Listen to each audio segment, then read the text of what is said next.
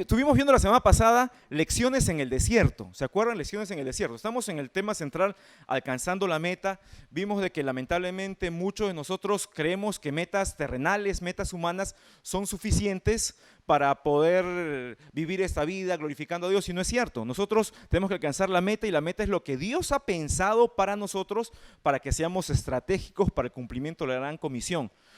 Con esto quiero aclarar, recontraaclarar, repetir ya para todos: no todo lo que tú tienes como meta es una meta delante de Dios para ti. Tú puedes querer muchas cosas en esta vida, pero de repente Dios no quiere eso para ti. Y ahí viene la frustración, ¿no? Y perdemos años intentando, y no le damos porque Dios no quiere eso de ti. Pero nuestra voluntad es más terca. Moisés tuvo 3 etapas bien diferenciadas de 40 años en su vida. ¿Se acuerdan? Los primeros 40 años los pasó en Egipto. Finalmente él tuvo una meta en Egipto. ¿Cuál era su meta? Tratar de poner paz entre sus hermanos, ¿no? ¿Se acuerdan que por eso es que tuvo que huir de Egipto, ¿no? Creció, recibió la mejor educación, todo, pero él fue consciente de que él no era un egipcio, él era un hebreo, y cuando vio a los hebreos peleando, él trató de poner paz, poner concordia entre ellos, pero a cuestas tenía el asesinato de un egipcio, ¿no? Entonces tuvo que huir. La segunda etapa de Moisés duró también, ¿cuántos años? 40 años. ¿Y fue la etapa en dónde? En Madián, ¿verdad? ¿Qué estuvo haciendo en Madián Moisés? Estuvo pastoreando ovejas. ¿Qué meta tenía ahí? Ninguna. Quizás la meta de Moisés era simplemente evitarse los problemas, ¿no? Ya había huido de Egipto, ya no estaba con los israelitas tampoco, era un sin pueblo, ¿no? Y estaba solito ahí en Madián cuidando ovejas ajenas, casado con una mujer que no era de su pueblo, ¿no? Criando hijos sin enseñarles acerca de Dios. Estuvo 40 años ahí. Y la última etapa de Moisés fueron, ¿cuánto tiempo? 40 años.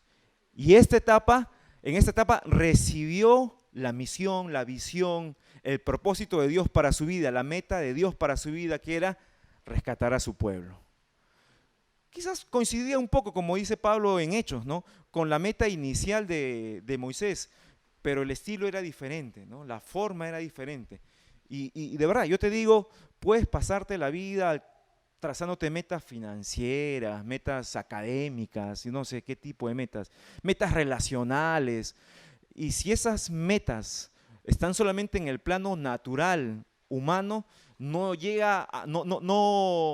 cuadran con la meta de Dios para ti, vas a vivir frustrada toda tu vida, desesperada, y después vas a estar comiéndote las uñas diciendo: ay, Dios no me escucha. No, lo que pasa es que es al revés, no es que Dios no te escucha, tú no escuchas a Dios. Y no te has sentado a escuchar con paciencia, en silencio y con la cabeza baja cuál es el propósito de Dios para ti. Y ahí se relajarían muchas cosas, ¿no? De nuestra vida. Si es que fuéramos menos nosotros, como dijo Juan el Bautista, no es necesario que yo mengüe para que Él crezca. Y es lo que deberíamos hacer nosotros. A ver, listo. El territorio, vamos, ese es un salón de clases bien grande, ¿ya? Eso es parte de entender bien la palabra de Dios, porque han leído el Éxodo, ¿verdad? Más o menos. Pero conocen la historia del pueblo de Israel que sale de Egipto y llega a la tierra prometida en un viaje de 40 años, pero hay un montón de detalles que si no conocen el mapa ustedes van a ignorar, no van a decir: ay, ¿qué habrá sido? Ay, sí, pues no, vamos al mapa, ya vamos, como decía Belaún de Terry, ¿no? Vamos al mapa y ahí vamos a hallarle sentido a lo que dice la Biblia. Ellos estaban en la tierra de Gosén, en la parte izquierda de tu mapa, debajo del mar grande, debajo de la delta del Nilo, hay un territorio bien grande que se llama Gosén. Al noreste encontramos Ramesés, ¿ya? Lo encuentras en tu mapa. Muy bien. Ahí tenemos el punto número 1. Ya, de ahí parte el pueblo de Israel.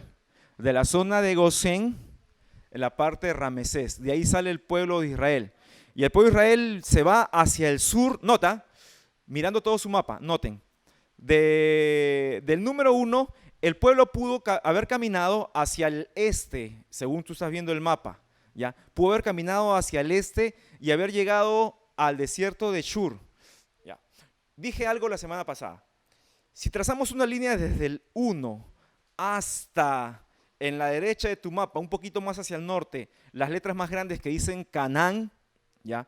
Sin meternos al mar grande, encontramos un camino de 400 kilómetros aproximadamente. 250 millas, ¿no? 400 kilómetros, correcto. Ese viaje le pudo haber tardado a los judíos, ¿no?, caminando recontra lento, poco menos de 2 meses.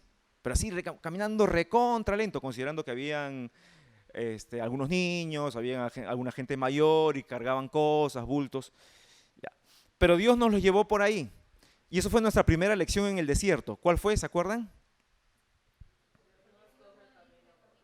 Dios nunca escoge el camino más corto. ¿No? ¿Qué piensan ustedes? ¿Es que Dios no conocía los mapas? ¿Es que Dios no conoce los atajos? No, recuerden, Dios no escoge el camino más corto. Dios escoge el camino más seguro siempre. Recuerden, lo he dicho varias veces aquí. Dios nunca tiene problemas de tiempo, ¿ah? Dios no está ni tarde ni apurado tampoco. Dios maneja el tiempo bajo un concepto que nosotros desconocemos, el concepto de los procesos. Para Dios es importante que se cumpla el proceso en un margen de tiempo que Él ha predestinado. Pero Dios nunca va a escogernos el camino fácil, el camino sencillo, sino que va a escoger lo que es más seguro. ¿Se acuerdan que leímos un pasaje que nos decía por qué Dios no llevó al pueblo por el camino más corto? ¿Qué nos dice Éxodo 13:17?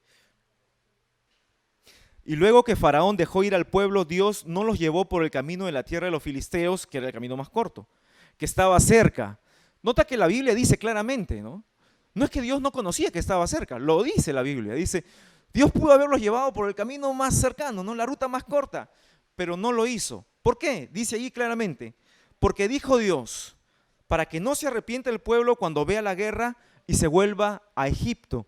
No es el propósito de Dios someternos a cosas que nosotros no podemos soportar. Por favor, vamos a 1 Corintios capítulo 10. Al versículo 13, vamos. 1 Corintios 10, 13. Dice, no os ha sobrevenido ninguna tentación que no sea humana, pero fiel es Dios, que no os dejará ser tentados más de lo que podéis resistir, sino que dará también juntamente con la tentación la salida para que podáis soportar. Mira, este principio era el que manejaba Dios, que tenía presente en ese momento, ¿no? Si los enfrento a los filisteos, que era el pueblo más sanguinario que había ahí en esa zona, en el desierto, ellos se van a desanimar. Ciertamente Dios podía librarlos, claro que sí, pero esto ya los va a poner en una presión que ellos no van a poder soportar. Dios nos puede sacar a nosotros de cualquier problema, de cualquier dificultad, pero nunca nos va a someter a algo que nosotros como seres humanos vamos a sentir que ya no podemos simplemente. ¿Y qué pasa cuando de repente tú estás enfrentando una situación que de verdad tú sientes que no puedes? Es que ahí Dios se ha olvidado. No, es que allí Dios sabe que sí puedes en realidad y que emocionalmente puedes sobrellevarlo. En el Nuevo Testamento encontramos en el libro de Juan capítulo 12, no lo busques, pero Jesús está dando lecciones ahí a sus discípulos y al pueblo, ¿no?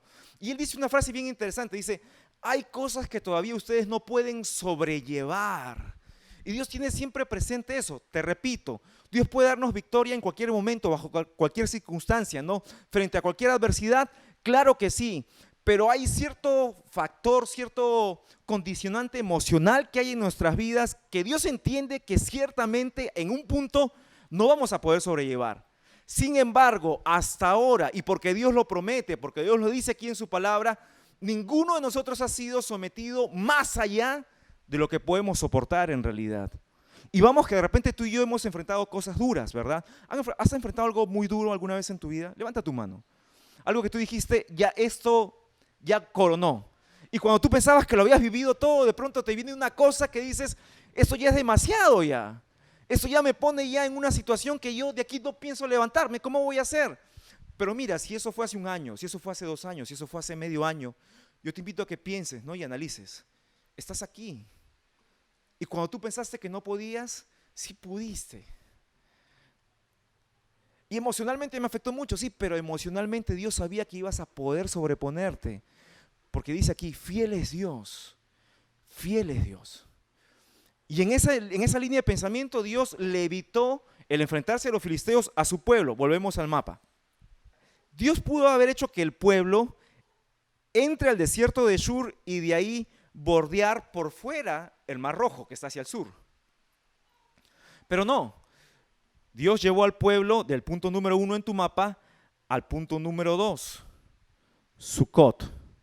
Del punto número 2 lo llevó al punto número 3. En Sucot es donde Dios se revela y le muestra lo de la columna de nube, lo de la columna de fuego, ¿te acuerdas? Es allí donde Dios comienza a mostrarles la dirección que ellos necesitaban. Así que todos aquellos, ¿no? Como les dije a estos foreros, ¿no? El asunto no es que Dios, el asunto es que Dios sí conoce los mapas. Lo que pasa es que nosotros no conocemos a Dios, ¿no? Y ese es el problema. Entonces, Dios los bajó a Sucot, ahí viene la columna de fuego, ¿no? La nube que los guiaba, y luego bajan al punto número 3, Pijajirot. Volvemos al punto número 2. Allí todavía, si ellos iban un poquito hacia el este, atravesaban al desierto de Shur y hubiesen estado del otro lado, por fuera del Mar Rojo. Pero Dios no quería eso. Los llevó al punto número 3, a Pijajirot.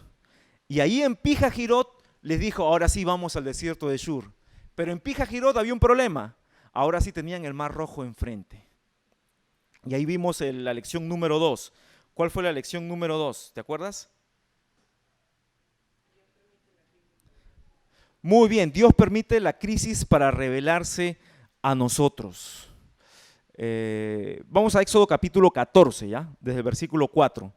Al versículo 4 solamente dice, y yo endureceré el corazón de Faraón para que lo siga, y seré glorificado en Faraón y en todo su ejército, y sabrán los egipcios que yo soy Jehová, y ellos lo hicieron así. Entonces Dios le dice al pueblo en Pijajirot, le dice, en este momento yo estoy provocando algo en el corazón de Faraón.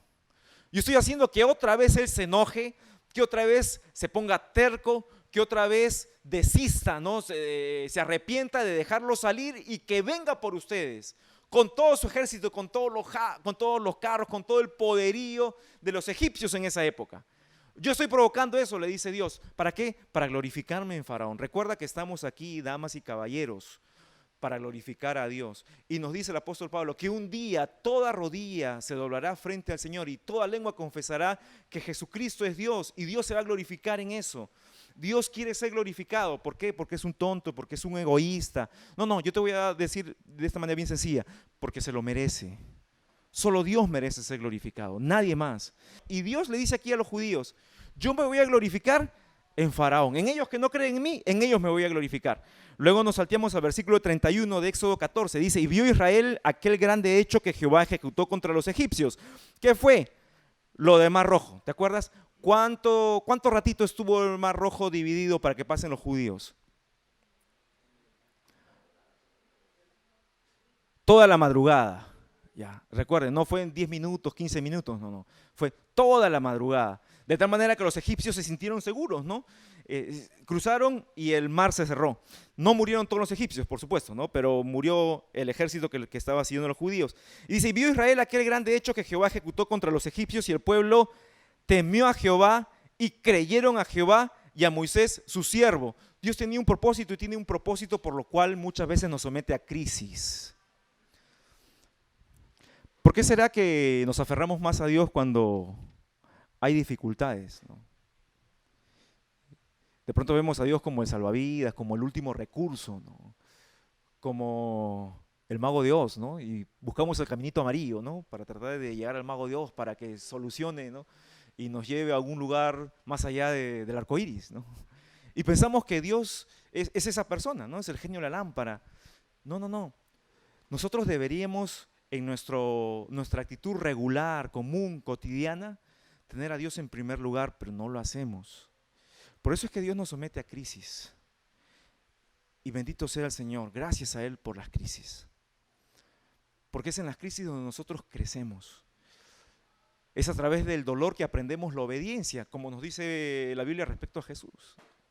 Es con el dolor que aprendemos la obediencia. Y dice que después de esta crisis, después que el pueblo decía, uy, está el mar, ¿para qué Moisés nos sacaste? Queremos regresar a los egipcios, ahora vienen los egipcios a buscarnos, pero vienen con malas intenciones, nos van a matar, ¿y qué hacemos? Y Dios los hizo pasar en seco. Y dice que el pueblo creyó a Dios. Pero también mencionamos la semana pasada y entendemos en el estudio de la Biblia que esa forma de creer fue temporal, no fue una forma consistente, no fue una forma sólida, ¿no? Y bueno, cruzan el Mar Rojo. Y del punto número 3 en tu mapita, llegamos al punto número 4. En el desierto hace calor, ¿no? Encuentras arena, arena y más arena. Damas y caballeros, no estamos hablando de una experiencia de una hora, ¿no? Parte de aventura y vas y después te tomas tu soda preferida, tu refresco preferido helado, ¿no? Estamos hablando de gente que estaba caminando días en el desierto, no sabían qué hacer. Y llegan a un punto, el número 4, a un lugar que se llama Mara. Y encontraron agua allí.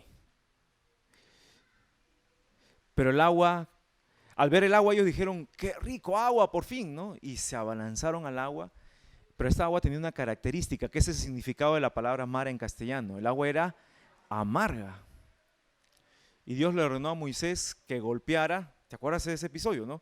Que golpeara la roca y comenzó a brotar agua que ellos podían beber. Dios hizo un milagro espectacular ahí y tuvieron agua. Ahora, yo les hago una pregunta. ¿La incredulidad genera milagros?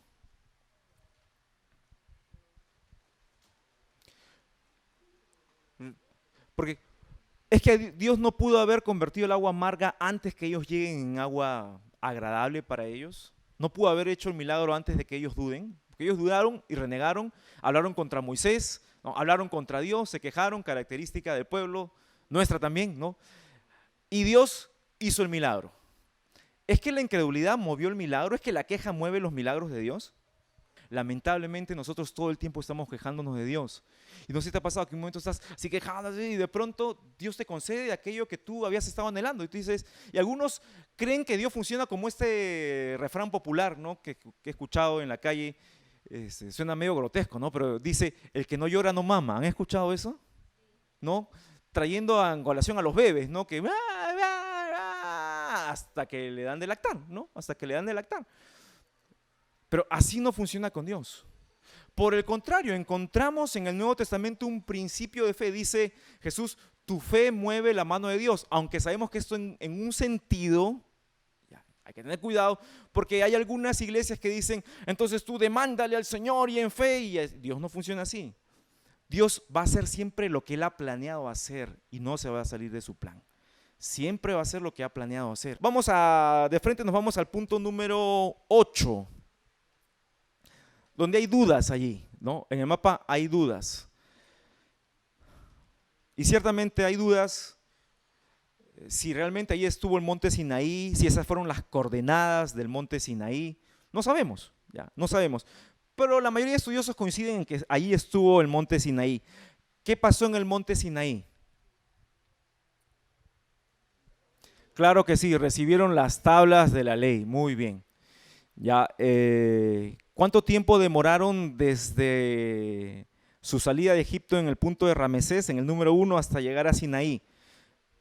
Apunta en tu mapa, ¿ya? 3 meses, la Biblia dice literalmente, 3 meses se demoraron en llegar hasta ahí.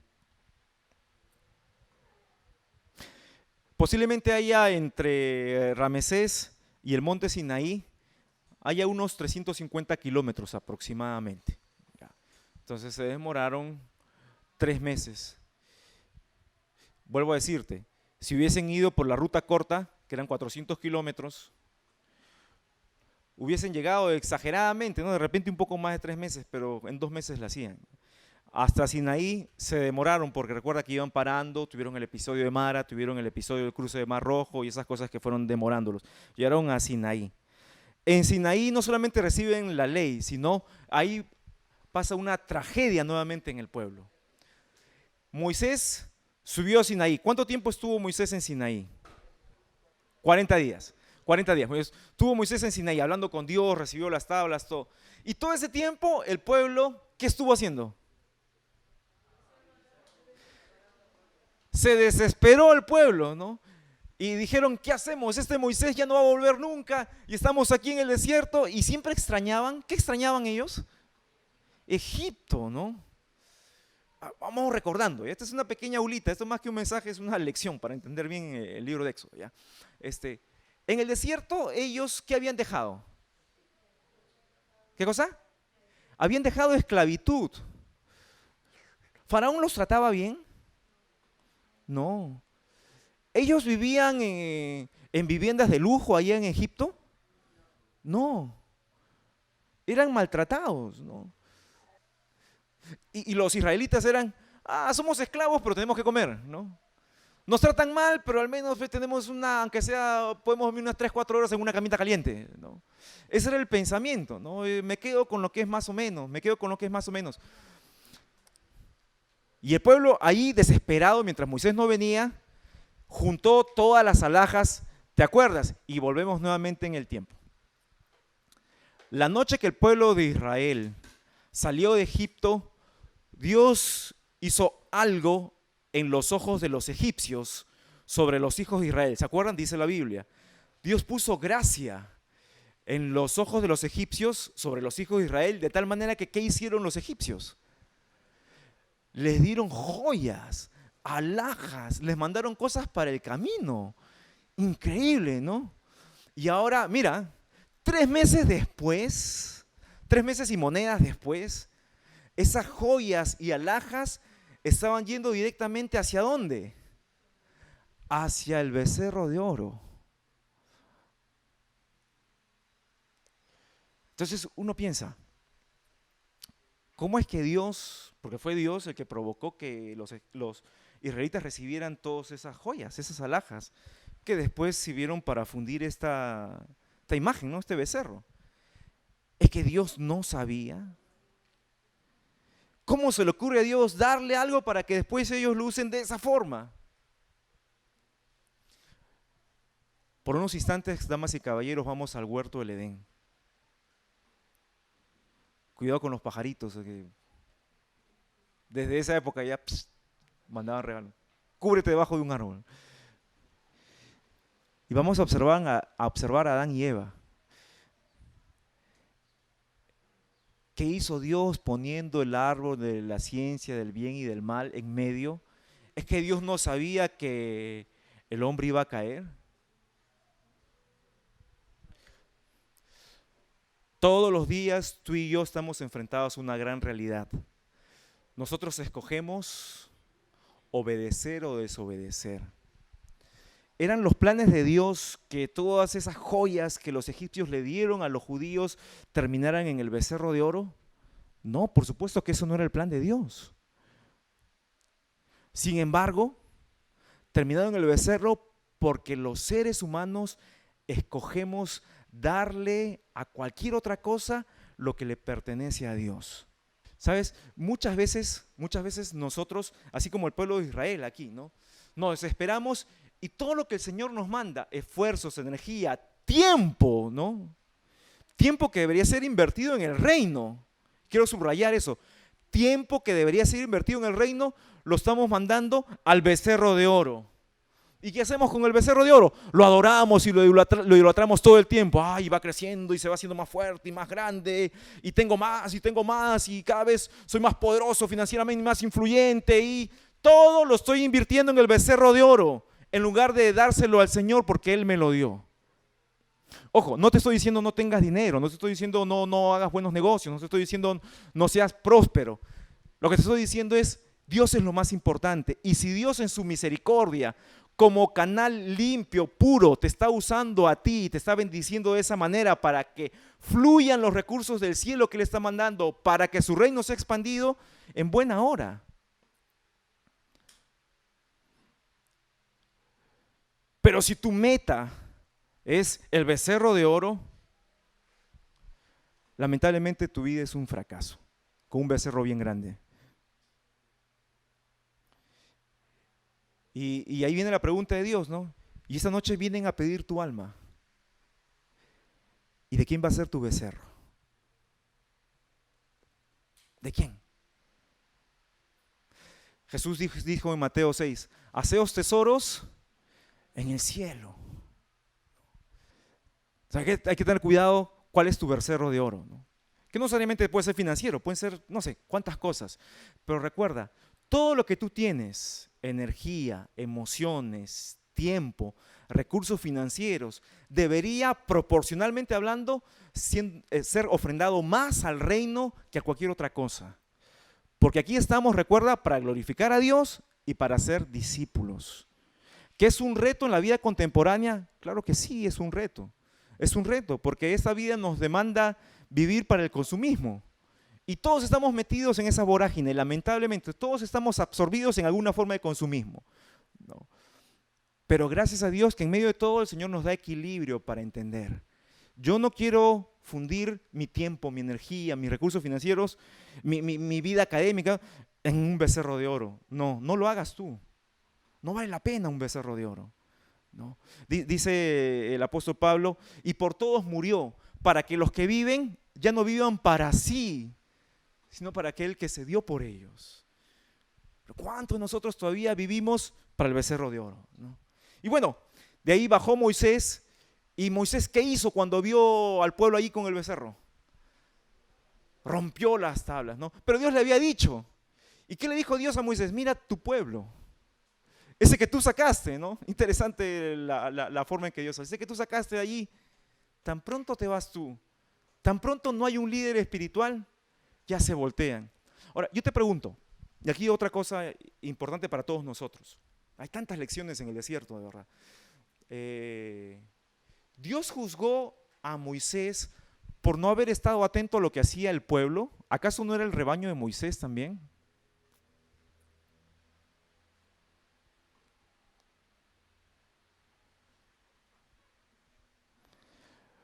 Qué desconsiderado Moisés, cómo no dejó encargados, ¿no? Porque recuerda que los encargados en el desierto son después. No dejó encargados para que vean el pueblo. ¿Cómo es posible? No estuvo llamándolos, ¿no? Con su celular todo el tiempo monitoreando a ver qué estaban haciendo. No estuvo chateando, ¿no? Por WhatsApp, por Facebook ahí con el pueblo para que no se desvíen. No conocía a las ovejitas más complicadas allí. Y el gran Moisés se olvidó todo y dejó ahí.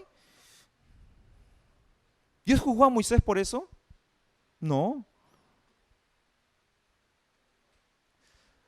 Porque dice la Biblia que cada uno cargará su propio pecado.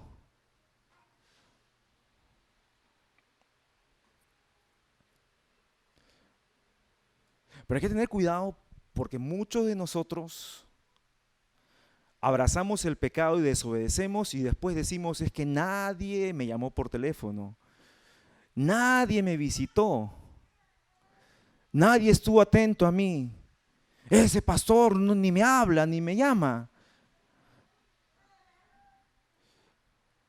La mujer que me diste, ¿no?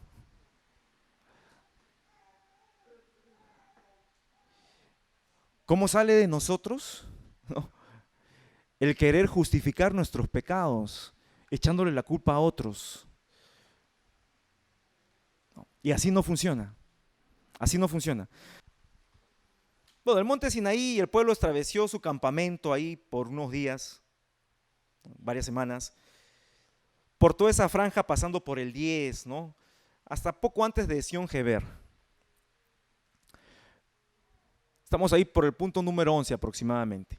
De ahí vamos a mirar el número 12. ¿Qué punto está en el 12? ¿Cómo se llama ese lugar? Cades Barnea, que es el lugar donde el pueblo estuvo más de 38 años. ¿Ya? O sea, ¿dónde estuvo el pueblo en el desierto tanto tiempo? Ahí en Cades Barnea. El pueblo llegó a Cades Barnea del punto número 11 más o menos en 11 días, según nos dice la Biblia. Estaban más agilitos ya, ¿no? En 11 días llegaron hasta el punto en Cades Barnea.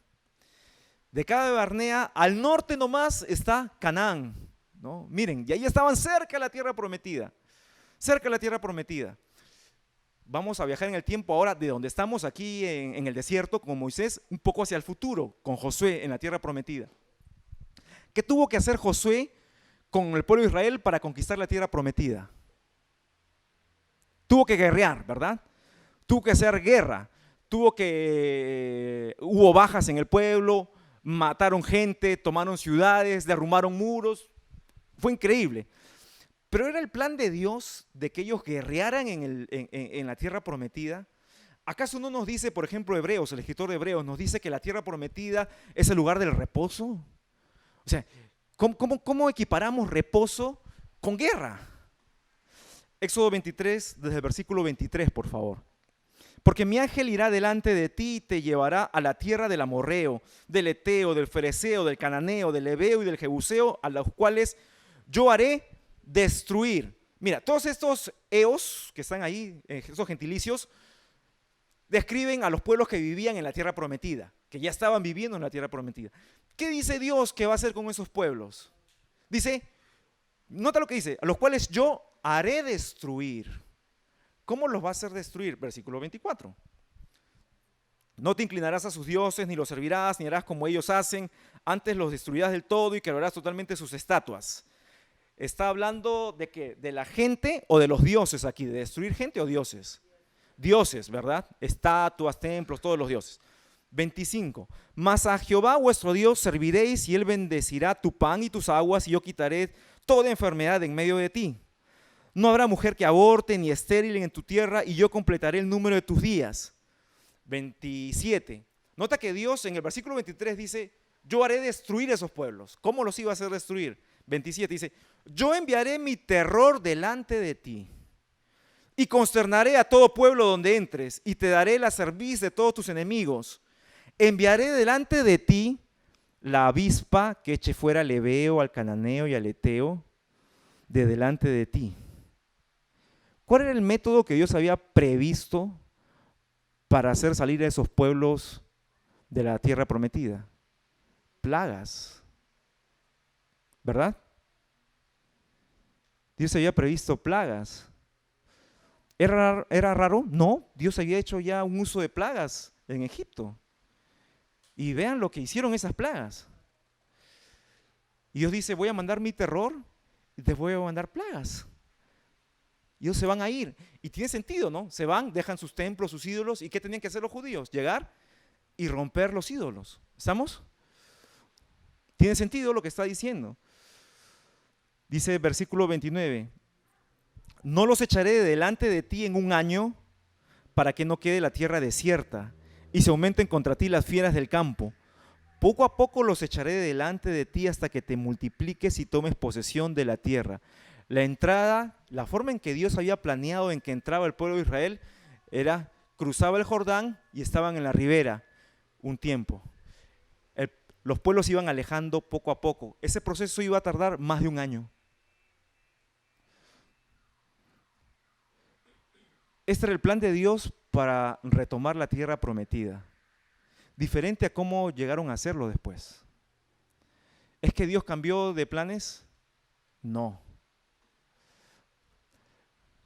Lamentablemente, cierra tus ojos donde estás. Lamentablemente tú y yo muchas veces hacemos las cosas de otra forma.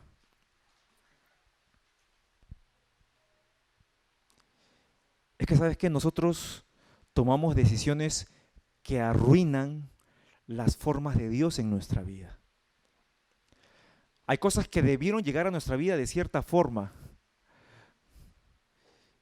y lamentablemente nosotros nos hemos saltado los principios de Dios.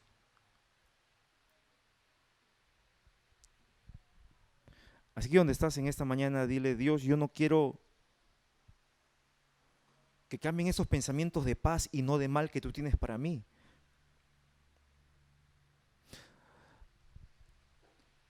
De repente Dios tiene, aunque yo no creo en el evangelio de la prosperidad, ni creo que sea meta, pero de repente para alguno en esta sala Dios tiene una prosperidad financiera increíble.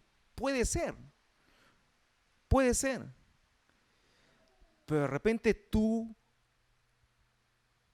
para quien Dios ha planeado eso, conviertes eso en un becerro de oro, lo arruinaste. Lo arruinaste. En lugar de dejar que venga naturalmente y seguir sirviendo al Señor, te hiciste un becerro de oro de eso. Lo arruinaste. Con eso arruinaste, si tienes familia, tu familia y todo. De repente alguien aquí en esta sala, Dios tiene un plan de llevarlo pues por senderos académicos increíbles hasta darle un reconocimiento magnánimo a nivel intelectual. De repente no solamente en el orden nacional, sino a nivel internacional. De repente. Claro que sí. Pero ¿qué tal si tú has convertido eso en un becerro de oro? Ya lo arruinaste, lo desnaturalizaste. De repente hay algún soltero aquí en esta sala que dice, yo estoy orando por un futuro matrimonio. Y sí, de repente Dios tiene planes para ti, por supuesto. Una mujer maravillosa, un hombre maravilloso, ¿no? Hombre, mujer, conocedores del Señor, de su palabra, que puedan formar un buen matrimonio contigo. Pero ¿qué pasa si tú hiciste de eso un becerro de oro?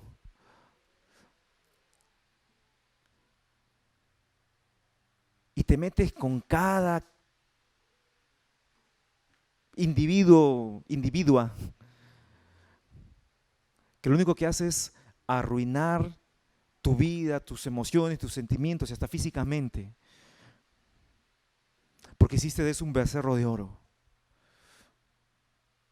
Así que en esta mañana, dile ahí donde estás al Señor, Señor, yo no quiero que tus pensamientos de paz y no de mal queden arruinados conmigo, Señor. Yo quiero hacer tu voluntad, Señor. Yo quiero obedecerte, quiero que las cosas salgan conforme tú has planeado, Señor. Por ahí algunas cosas se han alterado. De repente ya te saltaste algunas cosas.